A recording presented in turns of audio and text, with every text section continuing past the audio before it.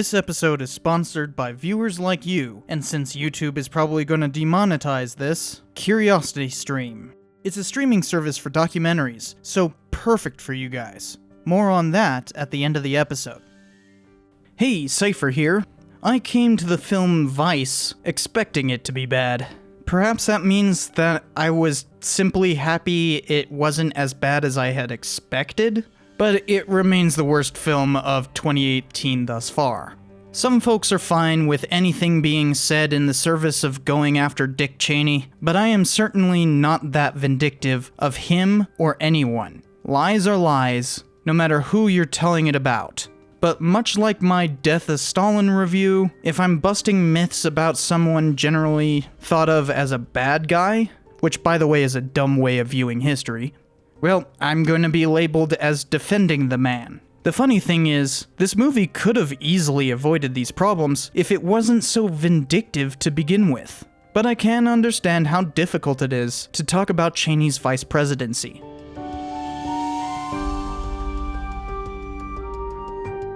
Dick Cheney has a lot of myths surrounding him, many of which you guys probably believe. He was certainly what we might call the most powerful vice president in US history, but he's often portrayed as though Cheney was the power behind George Bush, secretly manipulating everything behind the scenes. That is not what he was. It's easier to think of him like a chief bureaucrat in the Bush administration. So let's get some things straight about his time as VP. Most of the myths surrounding Dick Cheney has to do with the lead up to the Iraq War. He was not the sole reason for pushing the US into Iraq. It feels convenient to blame one dude, but the fact is that while he is responsible for elevating several pieces of intelligence that drove public opinion, simply stated, there is no doubt that Saddam Hussein now has weapons of mass destruction. There is no doubt that he is amassing them to use them against our friends, against our allies, and against us. There were public doubts about that stuff at the time, to the point that the UN refused to create a coalition to fight in Iraq. This was all in front of us at the time, perfectly public. Yet that whole thing gets forgotten over the vitriol. What we've got to realize about all the claims and rumors that were going through the public at the time is Iraq once had weapons of mass destruction, and Saddam Hussein, in fact, used them on his own people and Iran. Though Iraq was supposed to have disarmed after the Persian Gulf War, they had dodged several official investigations. Council was that Iraq should be more proactive in cooperating with inspectors, and if they did that, a war could be avoided. The sources for WMDs still existing was dubious at best, but that was enough for most people, including Cheney. We weren't deceived by Cheney into a fraudulent war. Congress voted on it, and they were still amped up on vengeance for what Al-Qaeda had done only 1 year prior. So most voted yes. Hate fueled that vote. It changed the way I looked at the world. WMDs was the excuse. What cannot be understated with Cheney's role in all of this was torture. He staffed the White House in a way that he could easily worm into the decision-making process. He read the briefing packets before Bush, he was BCC'd on all emails, and his staff could be called upon to push Bush's staff into certain decisions. Were they all controlling? Heck no. But the torture memos have Cheney's prints all over them, and he has defended them on numerous occasions. He had a way of reaching down to the appropriate level just to get his way, and he was good at it. The Darth Vader metaphor that people use for him is pretty accurate, because that leaves the Emperor in control. So Cheney is not without blame for these things. But Bush was ultimately in charge, and no one escaped without becoming complicit. For instance, when NSA surveillance was up for renewal in 2004, the upper echelon of the Department of Justice threatened to resign, including James Comey and Robert Mueller. But when Bush backed down on a minor part of the terrorist surveillance program, they stopped threatening to resign, since, terrorism is bad and whatnot. Considering it was an election year, them resigning would have been politically devastating, and they acquiesced and signed off on merely reduced surveillance. You see, each episode was fueled by hatred left over by 9/11. The longer we refuse to see that, the longer we continue to fight unnecessary wars and obstruct our own freedoms. Cheney was merely a cog in the machine, a massive one who was happy to be a cog, but a cog nonetheless. His life's calling. He would be a dedicated and humble servant to power.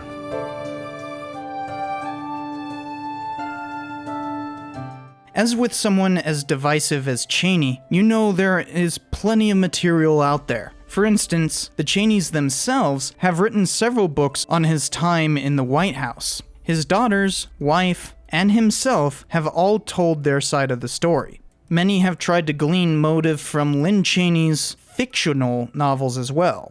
Then, of course, there are the investigative journalists who have written about Cheney, most of which were written while Cheney was still vice president. The most famous of those is Angler, which was Cheney's Secret Service name based on his love of angle fishing. I figured that book would be the basis for the film, and I was correct. The filmmakers aren't willing to say so, because why would anyone want to reveal their sources? Especially when you have a clear basis that you are simultaneously denying. It's really easy to tell when the movie directly quotes from the book.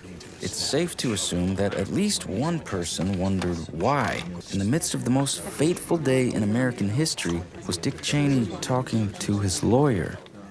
What's sad is if they read the book, why did they get so much wrong? Furthermore, the book was written in 2008, and so much has been declassified since then. Yet the movie has the gall to say this.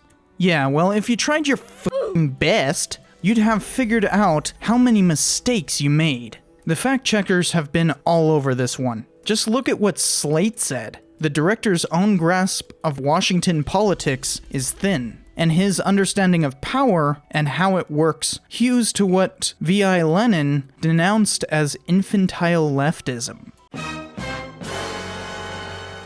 Yep, that's Slate complaining about leftism. A more even-handed source is PolitiFact, who went ham with primary sources and tore this movie a new one. Even History vs. Hollywood ends his review with, "It's likely that many on the left will embrace it, while most on the right will dismiss it. Fiction is much easier to believe when it fits your own narrative." This is certainly true of Hollywood, who nominated Vice for a bunch of awards. This is the very same Hollywood that has refused to nominate a number of biopics in recent years over far less fiction than is found in Vice.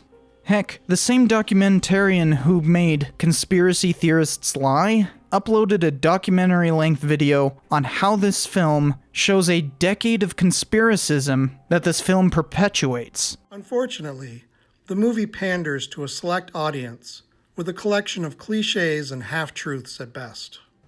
Which is well worth checking out, by the way. So by this point, it should be obvious that this movie is sadly off base. It comes from the same director who did The Big Short, which is supposedly fantastic. It's been praised for its ability to explain complex economic issues, and Vice has some strength in that regard.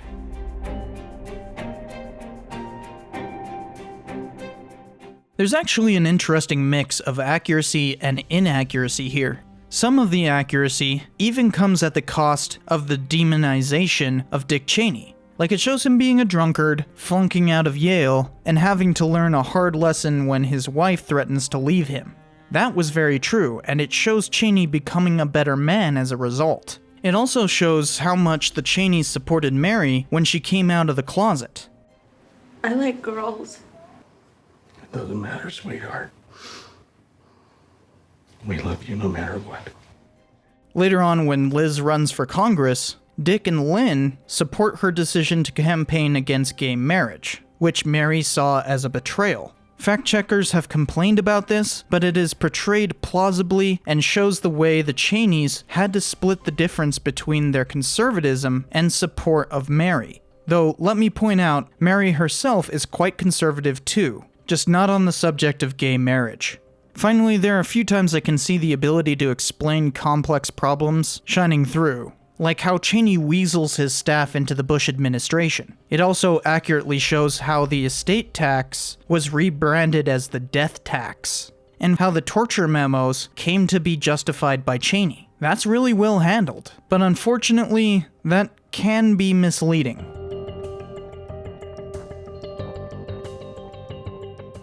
There are so many issues here that it's time for a lightning round.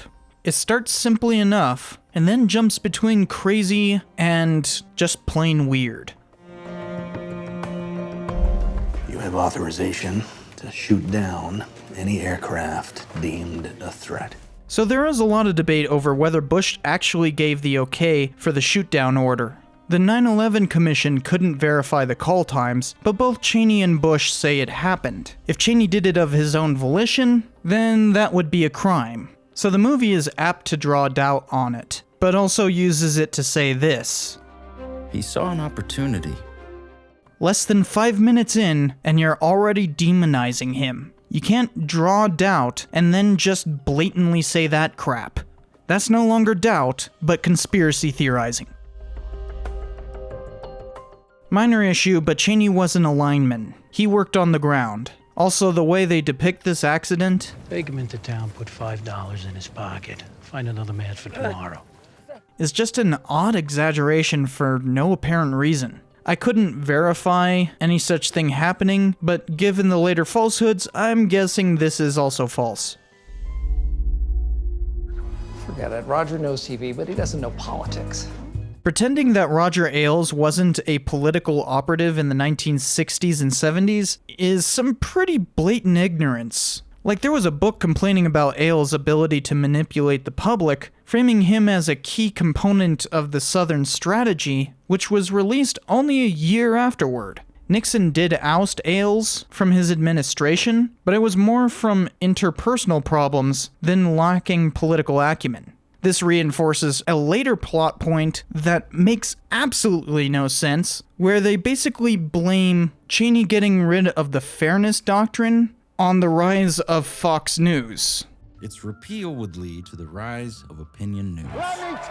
Two things incorrect about that. Cheney wasn't whip yet, so he wasn't responsible for this at all. Say thank you for getting the House not to override the president's veto of the fairness doctrine. Not a problem. And two, the fairness doctrine couldn't affect the rise of Fox News because Fox is a cable channel and therefore not subject to the fairness doctrine. Like, how do you not know this, movie? What? What are you trying to say? Against us. What do we believe? What do we believe?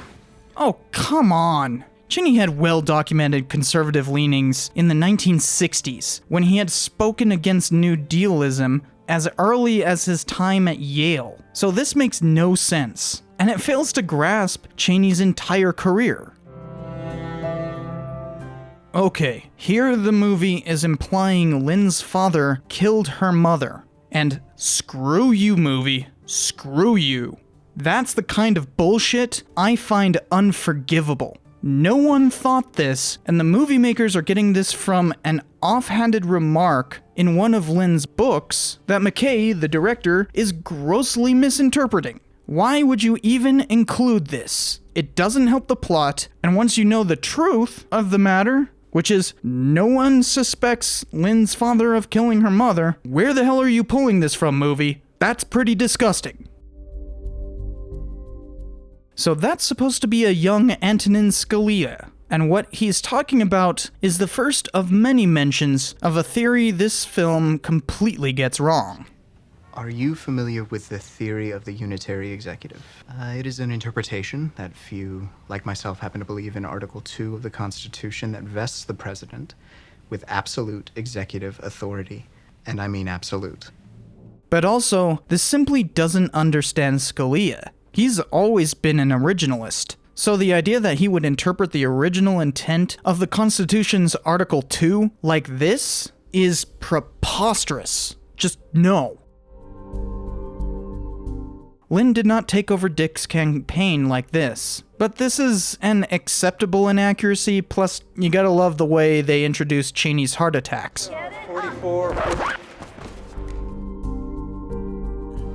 Big money families like the Kochs and the Coors rolled right into Washington, D.C. and started writing fat checks to fund right-wing think tanks. This is a misconception worth an entire episode on its own, but after having taken an entire graduate-level class on the rise of neoliberalism, no historian I have read would be willing to blame that rise on the Koch brothers or any particular people. Seriously, this is yet again basically conspiracism. Perhaps they were trying to simplify a complex issue that historians are currently trying to figure out, but blaming it on the Koch brothers is beyond stupid. I'm beginning to question all the good reporting about The Big Short, because this is some seriously inept analysis. For a movie that quotes the Constitution constantly, it sure doesn't seem to understand that document. Neither branch has oversight of the VP. Articles of impeachment can be made against the vice president just as the president. The movie talks about the Ford administration, but seems to refuse to accept that Spiro Agnew existed. Even though the movie is trying to use the angler metaphor, If we were to come to a different understanding. this is basically opposed to what the book was trying to say. This is that typical Cheney being the power behind the throne caricature. But as we've already found out, that's not a good depiction. So clearly the movie didn't bother to read its source material very well. It shows Halliburton paying Cheney his exit package after the election. His filings are public, and it was paid sometime between June and October. Elections are in November, so this is impossible. Antonin Scalia, remember him? And the Supreme Court stopped the state of Florida from completing their recount. Scalia didn't decide the election. Bush v. Gore was decided per curiam, which by definition has no primary judge. I see what you're trying, movie, but only idiots will fall for that. Here we go with Iraqi oil and Halliburton bullshit. Including a map of Iraq's oil fields with all of the oil companies that would be interested in acquiring them if, somehow, they were ever to become available. Then they have this scene later, like Cheney got what he wanted or something. We have concerns over Halliburton KBR's billing practices. As you know, the no-bid contracts they received were quite sizable. And now... Well, we're not concerned, are we? Not at all. The paperwork they're showing is the real deal, but the narrator is incorrect. Those weren't US suitors listed. In fact, you can clearly see that those were foreign companies. Halliburton is not one of them since it's an American company. This is a popular one with Iraq oil conspiracy theorists, but the fact is, we can't really connect to anything. Sure, there's doubt, but that's it. To go from doubt to conspiracy is conspiracy theory. Plus, this whole thing makes it seem like Cheney wanted to invade Iraq before 9/11, which is verifiably false. He opposed violent regime change in the 1990s, when even Bill Clinton was calling for it. And he remained steadfast on that as vice president until 9/11. This is the kind of Hollywood falsehood that causes more warfare. Iraq has all the good targets. Iraq has nothing to do with this, Tom. Richard, you don't know that for sure. I do. The 9/11 Commission report makes it quite clear that the Iraq connection was tenuous at best, and everyone knew that. Which is kind of hilarious because the movie later portrays that aspect correctly. Here they make it seem like Cheney could literally wave a hand to make Bush follow his opinion. Yet another failure to comprehend the book the movie is based upon. Yet again, the movie fails to explain the unitary executive theory. We have the fact that under the unitary executive theory, if the president does anything, it must be legal. Which of course... Like, you could have just gone to Wikipedia, movie. Their first sentence is a better explanation than the entire film. Which of course means you can do whatever the fuck you want. So... Wow. They want a country. It's cleaner, simpler. That would certainly help us legally. Looks like it's time to take Iraq. Wow, no. Just simply no. Now the movie is just saying the CIA was fabricating sources. Who wants to be an anonymous source? Make sure you work in the phrase, we don't want the smoking gun to be a mushroom cloud. That focus group through the roof. More unnecessary conspiracism. You know this whole thing has been declassified, right, movie? We have the sources that were supposedly fabricated. You can go and find them yourself. They're on the CIA's website. They weren't fabricating them, they were trumping them up to be more than what they were. That's the point. We allowed fear-mongering to drum us into a war. This isn't some sort of conspiracy. It's literally just the fear of the American people. And neither will Israel. Israel's one of the closest allies. They said an invasion of Iraq would destabilize the region, sir, right? Israel actually campaigned for that. This is publicly documented. For Thucydides' sake, movie, you had one job. And with these scenes, the movie is trying to say that ISIS is Cheney's fault. No one who studies them would be so stupid as to peddle this conspiracy theory. But the movie sure is. Like, this is as bad as when Trump was trying to say that Obama was the creator of ISIS or something. President Obama. He is the founder of ISIS. He's the founder of ISIS. Like, this is that level of stupid. I'm done. I'm just done with this bullshit. I think 20 is more than enough to illustrate how bad this movie is. Despite the obligatory praise of accuracy, this movie is pure fakery. I don't know what is worse. Trying to play off the fear that created the Iraq War, but instead of alleviating it, only bolstering it? Trying to blame all our problems on one person? Or just the constant conspiracism? This is the kind of myth-making that only creates more violence in the future. Yeah, it's fun to blame the big bad Cheney, but myth only allows the same mistakes to be made again. This movie is ultimately complicit in the very violence it supposedly abhors. So instead of focusing on the vice-presidency, how about when presidents have been in crisis? Curiosity Stream has a perfect series for you on that very subject.